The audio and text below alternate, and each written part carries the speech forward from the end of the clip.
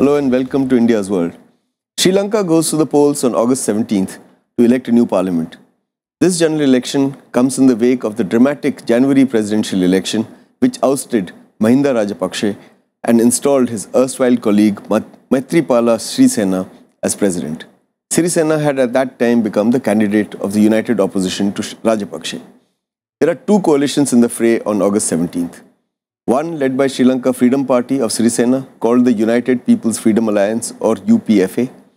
The other alliance is led by Ranil Wickremesinghe's United National Party and dubbed the United National Front for Good Governance or UNFGG.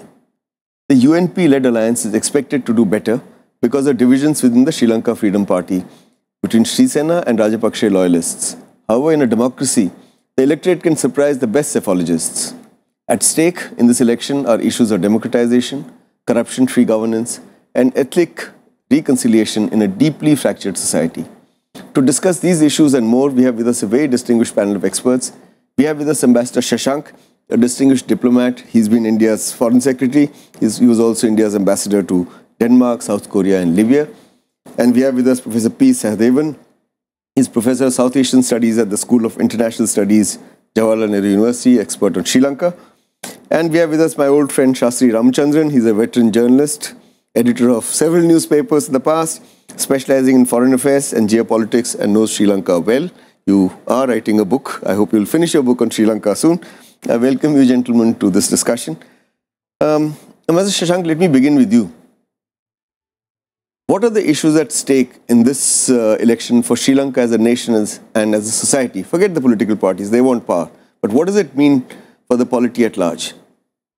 No, the issues which came up in the last presidential elections showed nationalism being promoted by Rajapakse. Yeah. On the other hand, all the other parties joined hands. They wanted greater acceptability in the international community and particularly in the neighboring countries. Rajapakse had brought Sri Lanka close to a kind of a model of not good governance and close friendship with China. Now, somehow or the other, that divided the Sri Lanka community totally. And we find that most of the political parties, they split apart or they were having different candidates in different directions, going different directions. So we hope that this election would be consolidating the voice of reason, of being able to bring together different ethnic communities so that Sri Lanka can move on the path of development and better relationship in the neighborhood. Okay. Professor Sahadevan, coming as this election does in the wake of the presidential election, the presidential election represented a certain kind of verdict. Now, do you think the same kind of verdict will be given in this election also, or do you think we should see the two elections separately? I think the presidential elections are basically one has to look at separately, precisely because presidential election involves two individuals or more than two individuals. But here it involves political formations in large numbers. What was done, what was repeated, what was really sort of achieved on 8th of January need not be really looked at as a kind of repetition now. I think what interestingly the election sort of throws away is, I think, the whole stability of the polity now. You have a presidency, the President Sirisena, who really sort of evolved himself as an accepted sort of an individual, a leader, cutting across all the ethnic lines. Now, he himself really gave way to someone to really come back to politics, whom he really defeated on 8th of January. Yeah, but what I wanted to really ask you was, yes, the 8th January election was about two individuals, Rajapakse and Sirisena, but it was also about good governance, corruption-free governance, about ethnic reconciliation, against narrow jingoism, as Ambassador Shashank pointed out. Will those be issues even in this election? It certainly comes in here, but I think that's which one really sort of gets prominence is something which is one needs to be. I think good governance, everybody talks now. Rajapakse also really speaks about good governance in a way. But he ran a corrupt administration. He did that, but I think he will really offer you, what has happened, but I think now I'm a reformed man. I'm going to give you a new future. In fact, if you look at the manifesto, it says it's assured future. Okay. All right. Shastri, do you agree with those who say that this is a very divisive election? But this time around, the politically important division is not between Sinhalas and the Tamils, but is the Sinhalese polity, the Buddhist Sinhalas who are deeply divided. Would you agree with that? I agree with that, because you can have a bipartisan consensus, as was brokered for the election which Maitripala Sirisena won, on an issue, on a single issue, like let's say making Tamils an inclusive part of the electoral democracy. Yeah. But you cannot have a bipartisan consensus between two parties when the very future of these two parties is at stake in the election. It's a question of survival for these two parties. So the bipartisan consensus will not work in this election. Second, I think that I have a slightly different view of the election which brought Sirisena to power. I think this is the first instance of a US-UK-led regime change in South Asia. India has never believed in regime change. So this is something that has come new to South. So when the Sri Lankans refer to a foreign hand, they're not referring to India, they're referring to the United States and UK. I mean, that's not my impression. India is necessarily implied. There is an implication that India is behind it because we are big. You can't help geography. Yeah. But UK has for long and publicly been striving for a bipartisan accord on this issue of Tamil Sinhala reconciliation. You had the Liam Fox agreement and so on. But in this case, the West... But what is the implication for the general election? What is the for the general election now, it's a fight for survival between the SLFP and the UNP. Neither party will commit suicide for the sake of the other. It's only one of the two that can survive. But the SLFP is split down the middle between Sirisena and Rajapaksa. Yes. But before we discuss that, I want to ask Ambassador Shashank something else. Now, what would these election results mean for the Tamils? Are they completely immaterial and they're limited to, the seats in the north and the east? And therefore, with that kind of number, they'll never lead a government. But could they be kingmakers in this election? And if so, under what circumstances? No, I see that it is only, their influence is only in the northern part or northeast. Otherwise, in most of the other areas, it is really the Sinhalese who are ruling the roost. Colombo, they have a large number, but still, Colombo Tamils have to behave in a totally different way because they have to go along with the majority people in Colombo. So Tamils should really, this time we hope, that they would be able to reconcile with both these parties and see that, yes, they are able to get the best lot with them. Because Rajapaksa also, when he was in power, he was constantly saying that he has done a lot for the rehabilitation of the Tamils, for constructing houses for them and for giving them greater autonomy in their own areas. Sirisena also promised that they had not been able to do very much about it. So we have to see how the Tamils are able to get a better deal from the parties during this contest. And if they can achieve that result, then I think countries like India and others, they should be able to put a lot of money in the projects which will helpful to the Tamil development. Okay. We need to take a break at this point. We'll be back again with this interesting discussion in a bit. Stay with us.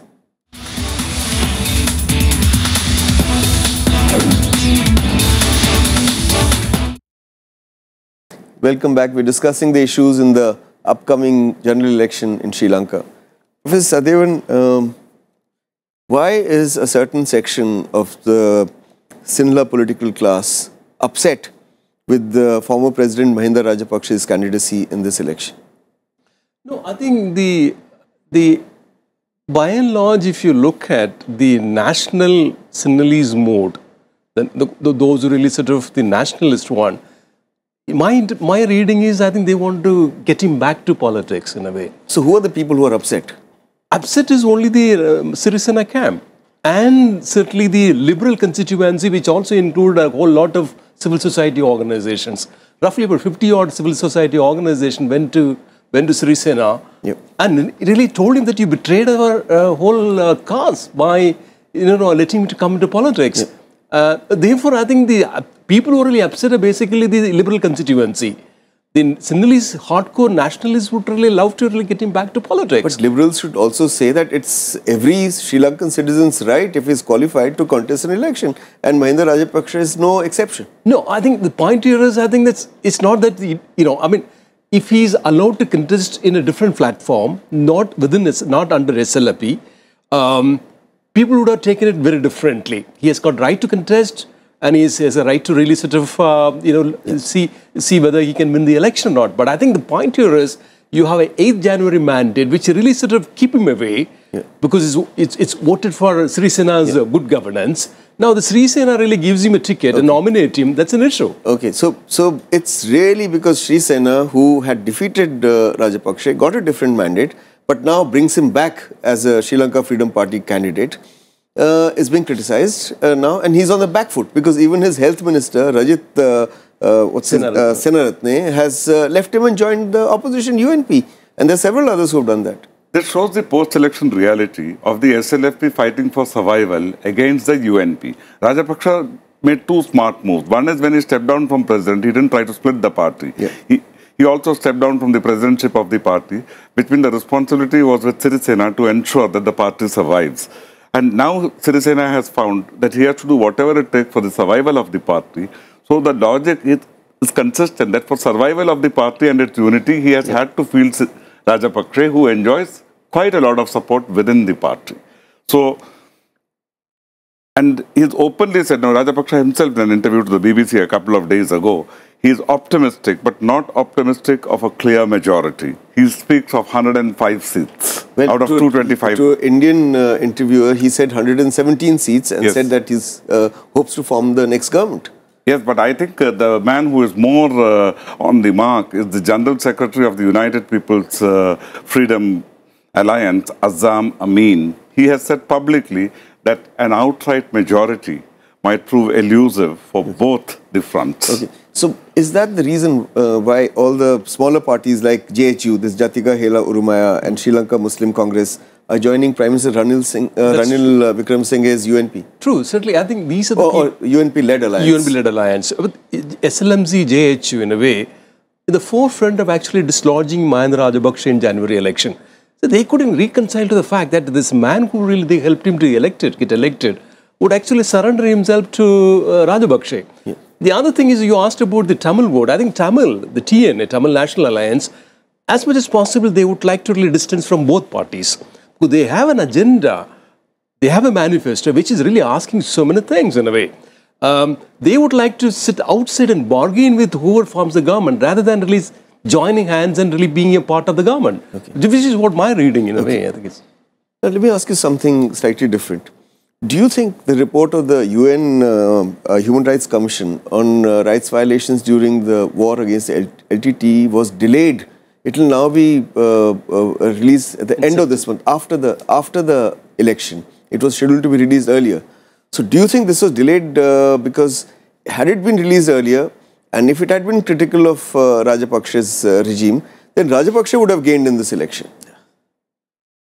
I do not know whether it was requested by the Sri Lanka government so that their own domestic elections do not get influenced by an external report. That is quite likely. I don't think the UN would one way or the other decide, because once the report is out, then they are required to publish it. So the other point is that, yes, I mean, if Rajapaksa wins or gets sufficient number of seats in the parliament, then Sirisena would be able to make a better deal with Rajapaksa. Otherwise, the other people, Ranil Wickremesinghe, who had already been promised an executive prime ministership, will become too strong. And after having become the president on the basis of whatever temporary coalitions, it will not be appropriate for the president, Sirisena, to now hand over all the executive powers to the prime minister. So in a way, this does help the president. So this is, I'm just saying the same point which others have also said. No, this is what you're saying is very interesting. You're actually saying that Sirisena needs Rajapaksa, a weakened Rajapaksa, so that he does whatever he needs to do. So let me take that question to you. Now, this 100-day program that Sirisena had, which he was not able to implement, except for curtailing the powers of the presidency, limiting presidency to two terms. A lot of other things, including electoral reforms, could not be implemented. So, what Ambassador Shashank is suggesting, if I read him correctly, is that if Rajapaksa becomes a prime minister, a weakened prime minister, he presumes, then maybe that reform process can go through. Or do you think Rajapaksa, if he becomes prime minister, will actually become stronger than Sirisena and would not let him do anything? I think I would like to believe the second, because I think Sirisena and Ranil, I mean, had a bit of a chemistry, really worked together, and they brought about the changes. Ranil was an ambitious politician, but that he couldn't do anything on his own until, with his 45 members, or roughly about 40 odd members in the parliament, he could become a prime minister. That happened precisely because Sirisena allowed him to really do that. Both really worked together. Now, constitution is almost intact except the dilutions done under the 19th Amendment. President is still executive president. He's going to be the head of the cabinet, head of the state and government, all kinds of things in a way. Now, it is maybe easy for Sirisena to work with Ranil, even if he gets an absolute majority in the parliament, rather than really working with the known angel who really sort of going to be a troublemaker for Sirisena. Rajapaksa is not going to sit comfortably and really do a nice politics. He will do politics which is more dirtier than what it was. Okay, we need to take a break at this point. We'll be back again in a bit. Stay with us, don't go away.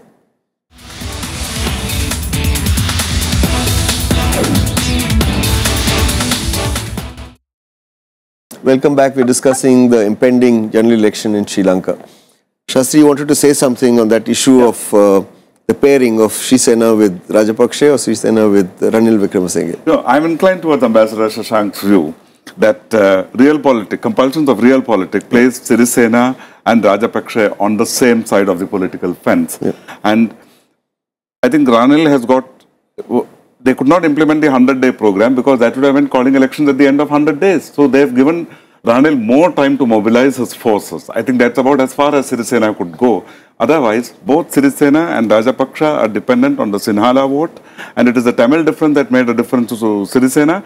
So they would like to fight for the Sinhala vote, and that keeps them on the same side of the fence, despite their differences. Only one point is, I think Sirisena is maintaining neutrality in this election, which shows a lot of things, After the election, he may not be able to maintain that neutrality. Certainly, but I think his wish is that Ranil wins the election. Okay, well, if you can read his mind, I'll have to bow to your mind-reading ability. But let me go to Master Shashank.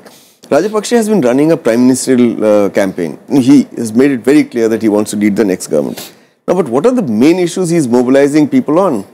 Are his issues only negative issues like, he's frightening people about re-emergence of Tamil extremism, threats to Sri Lanka's sovereignty? Are there any positive issues that he has? No, positive issues would be only in the sense that he could get a lot of investment and partnership with China. And the new initiative with the Chinese have a one road, one belt would bring Sri Lanka right in the heart of their Indian Ocean strategy. So that way he can really use the nationalistic sentiments in Sri Lanka and make Sri Lanka almost equal to India in the context of Indian Ocean, the same way as Pakistan has been trying to become equal of India despite being 1/8 of the population of this country. So I think that way Rajapaksa may be right. The only thing is that if we can Rajapaksa together with Sirisena, and Sirisena has talked of India's friendship and India's views to be taken into account concerning the security of India, I feel that yes, if there is a weakened Rajapaksa, then they might be able to come to work with India also, because India cannot be against any investment from China. Only say that they don't want investments which will hurt the security interests of India or make the Indian Ocean rather unstable. Okay. Professor Sahadevan, what are the prospects of Ranil Wickremesinghe's United National Party in this election? Does it have an edge, as people are saying? And what are the issues he's raising? I think he will be able to really mobilize, besides a section of the Sinhalese majority votes, he'll be able to get the minority votes to his side. The Muslims are going to really vote for UNB/SLMC. The Tamils, by and large, would really support the TNA. TNA, which means, I think, the denial of the Tamil votes to the Sinhalese parties. So, by and large, one reads, I think the UNB-led, Ranil-led UNB alliance may have a slight edge, but one is also not ruling out the possibility of a hung parliament, which seems to be the case. Possibly, it might really take place. So quickly, do you think there will be a hung parliament? I think so. I think this is going to. Do you think there will be a hung parliament? Neither of the two parties, the SLF or UNP, will have a clear majority. I suspect they may have around 100 seats.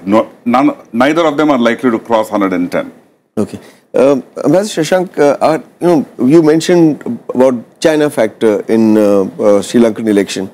So is India also a factor? Are India and China sort of overtly recognized factors in Sri Lankan elections, or are they mere bogies that are created to either consolidate some votes or divide certain kind of votes? Well, your last part is absolutely correct, because that is what India's role has always been in all the elections in the neighboring countries.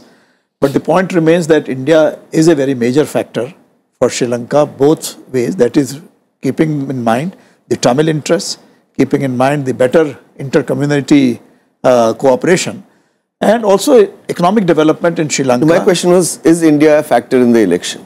No, it will always be a factor in the elections, in the sense that all the political parties would like to say that, yes, India is a major party, we have to make sure that Sri Lanka's own nationalistic credentials are kept in mind. And that will put the parties like Ranil Wickremesinghe, who was against ultra-nationalism of Mahinda Rajapakse, on a slightly weaker wicket, because he cannot openly criticize India. Whereas Rajapakse can say that, yes, I will get you Chinese support and everything without talking against India.